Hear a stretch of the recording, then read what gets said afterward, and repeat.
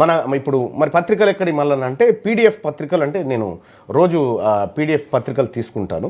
So అందులో భాగంగా ఇగో ఇక్కడ ప్లస్ గుర్తు ఉంది కదా, మీరు ఇక్కడ చూడొచ్చు. ఈ ప్లస్ గుర్తు పైన క్లిక్ చేస్తే ఇక్కడ యాడ్ ఫొటోస్ అండ్ ఫైల్స్ ఉంది కదా, దీని మీద క్లిక్ చేస్తా. క్లిక్ చేయగానే ఇక్కడ డెస్క్టాప్ మీదకి వస్తే డెస్క్టాప్ మీద ఇగో ఇవాళ 4 తారీఖు 2వ నెల 2026కు సంబంధించిన పత్రికలన్నీ పీడిఎఫ్ నా దగ్గర ఉన్నాయి. ఇందులో సపోజ్ ఈనాడు దినపత్రికను తీసుకుందాం. ఇది ఈనాడు దినపత్రిక, ఇది హైదరాబాద్ ఎడిషన్ ఈనాడు దినపత్రికకు సంబంధించి. ఇప్పుడు నేను ఇది పెట్టాను.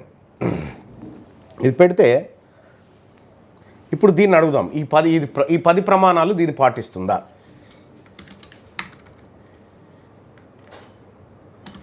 ఈనాడు దినపత్రిక పైన చెప్పిన 10 లక్షణాలు కలిగి ఉందా లేదా తెలియజేయండి. ఓకే, ఈనాడు దినపత్రిక, ఇప్పుడు ఈనాడు దినపత్రికను అప్లోడ్ చేసినాం. ఈనాడు దినపత్రిక పైన చెప్పిన 10 లక్షణాలు కలిగి ఉందా లేదా తెలియజేయండి అని చెప్పి అడుగుతా ఉన్నాం.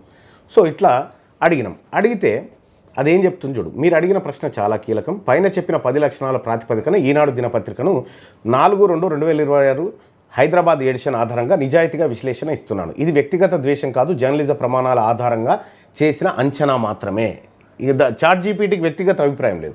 సో ఇది ఇక్కడ నిజాయితీ ఉందా ఈనాడు దినపత్రికలో అంటే పాక్షికంగా ఉంది, కొద్దిగా మాత్రమే నిజాయితీ ఉందని చెప్తుంది. వార్తలు ఎక్కువగా అధికారిక ప్రకటనలు, పార్టీ నాయకుల వ్యాఖ్యల ఆధారంగా ఉన్నాయి.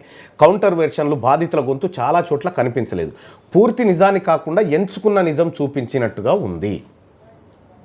సో ఈ ఎంత స్పష్టంగా ఉందో చూడండి. ఈనాడు దినపత్రిక అంటే మనం పేపర్ అంతా అందులో వచ్చిన వార్తలన్నీ మనం చదివి అరే ఇదే నిజం అనుకోవడం కంటే ఇగో ఈనాడు దినపత్రిక నిజాయితీగా ఉందా ఇయాలటి పేపరు అని అంటే లేదు, పాక్షికంగా మాత్రమే ఉందని చెప్తా ఉంది. ఫస్ట్ లక్షణం. ఇక రెండోది నిష్పక్షపాతత్వం. ఫ్రంట్ పేజీ లోపల పేజీలో ఒకే రాజకీయ ధోరణి పదే కనిపిస్తుందట. నిష్పక్షపాతం లేదు దీనికి. అధికార పార్టీ నిర్దిష్ట రాజకీయ వర్గాలకు అనుకూలంగా హెడ్లైన్లు ఉన్నాయి. చూడండి, నిష్పక్షపాత పత్రికల లక్షణం ఇక్కడ బలహీనంగా ఉంది. రైట్, ఇక్కడ ప్రజల పక్షపాతం ఎట్లా ఉందంటే చాలా తక్కువ ఉంది ఈనాడు దినపత్రికలో. ఇవాల్టి పత్రికలో రైతులు, కార్మికులు, బీసీలు, ఎస్సీలు, ఎస్టీలు వీరి సమస్యలు ప్రధాన వార్తలుగా రావడం లేదు.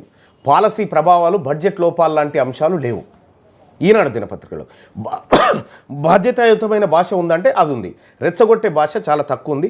శీర్షికలు సాధారణంగా సంయమనం పాటిస్తున్నాయి. ఇది ఈనాడు బలమైన అంశం. ఈనాడులో ఇవాళ బలమైన అంశం ఏంటంటే రెచ్చగొట్టే భాష లేదు.